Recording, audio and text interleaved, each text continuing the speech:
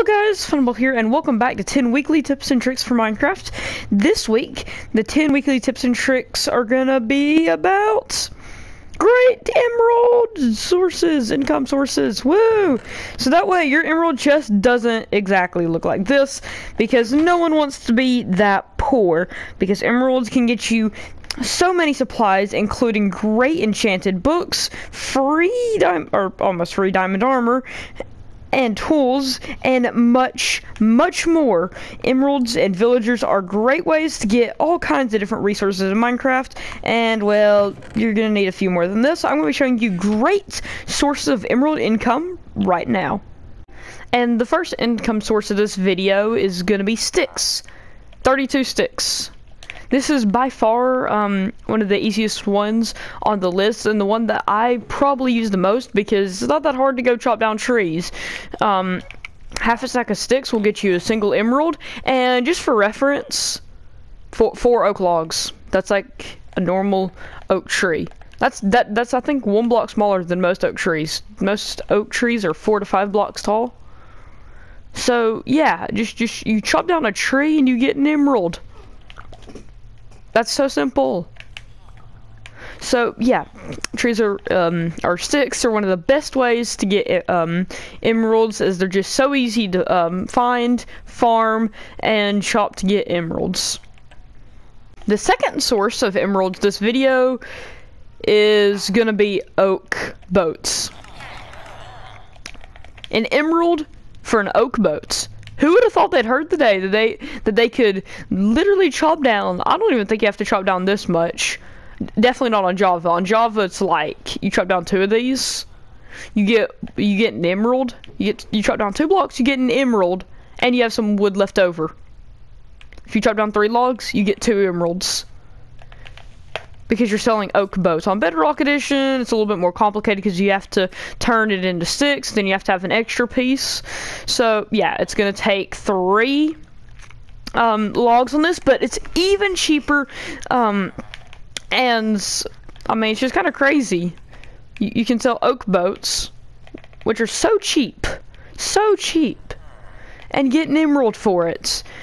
This just recently came to my attention, and it's just insane. But it does take quite a lot of setup to earn, as you have to max level a fisherman, which yeah, if we look through here, some of these things aren't exactly easy to get to level them up.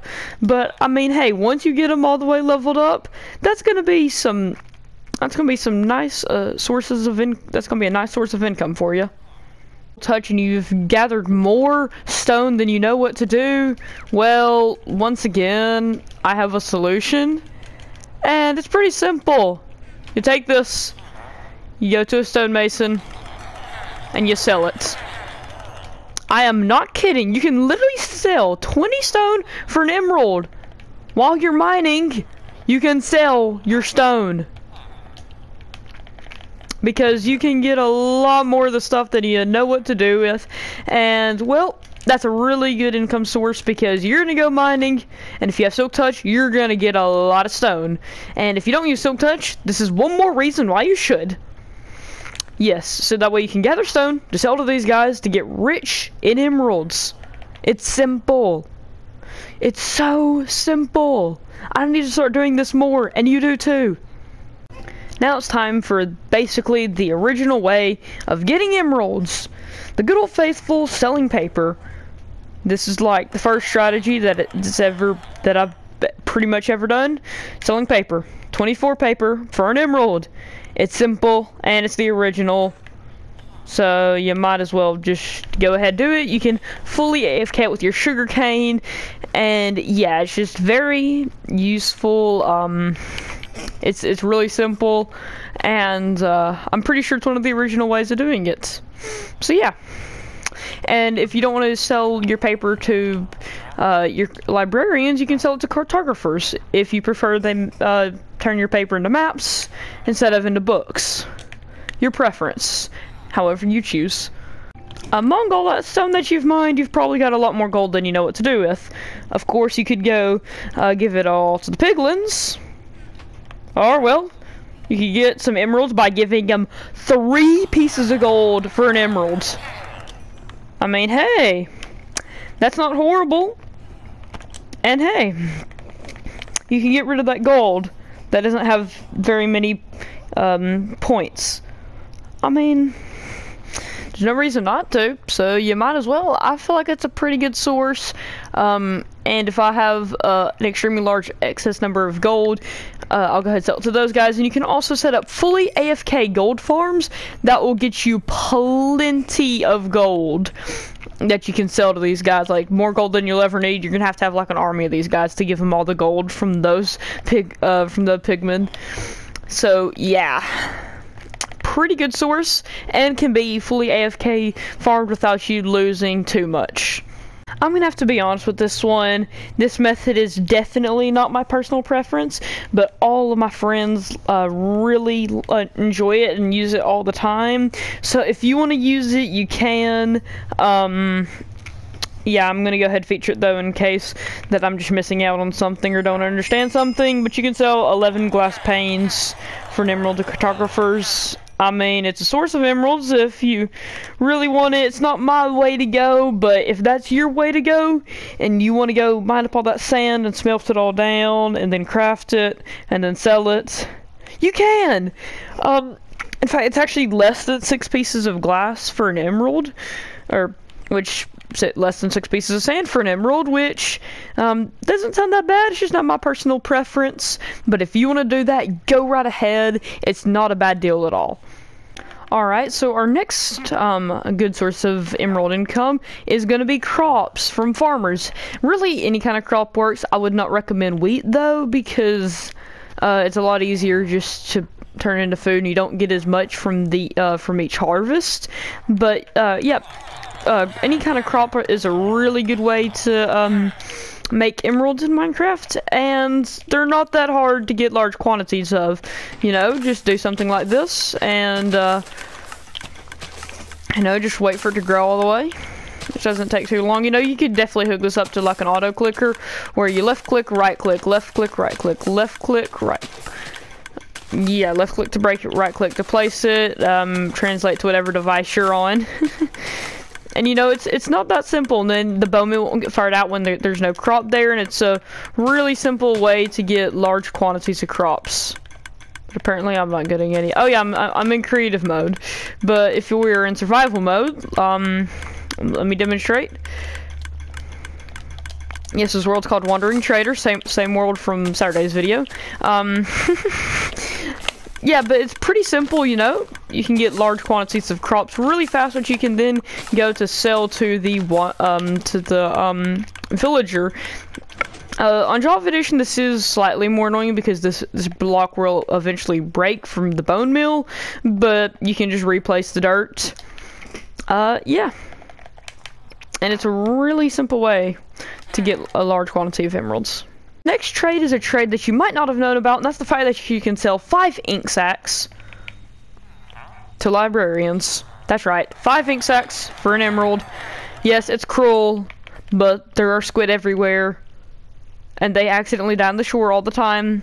And there's also big ink farms, and you're gonna get so much ink you don't really know what to do with, so you might as well go ahead and sell it to these guys. Yeah, and you can also double that with whatever enchanted book that you're trying to use, so you don't have to set up a new villager to do it, just like a few of these might require you doing. I know this is a running joke with all the underground materials, but when you're mining, you're gonna get so much coal, you're not gonna know what to do with it. Yep, it's very useful in your super smelters. But let's just say that you're getting way too much of it, and you can't even smelt things fast enough to keep all your coal burning. Well, never fear. There's a villager who will buy your coal off of you for emeralds. I know, like everything that you can get large quantities of, basically you can sell. The only thing that I think you can get large quantities of that you couldn't sell is maybe dirt and some other things. Yeah. But coal, you get large quantities of it. Like, there's already veins of like a stack without fortune, and with like fortune you can get like 4 stacks from a single vein. It's kind of crazy, so you might as well go ahead and let your armor smelt some in his blast furnace. Woohoo, it's the final tip. You can almost just go and execute all these to get rich. And this last one's a bit of a curveball. Can you guess what it is?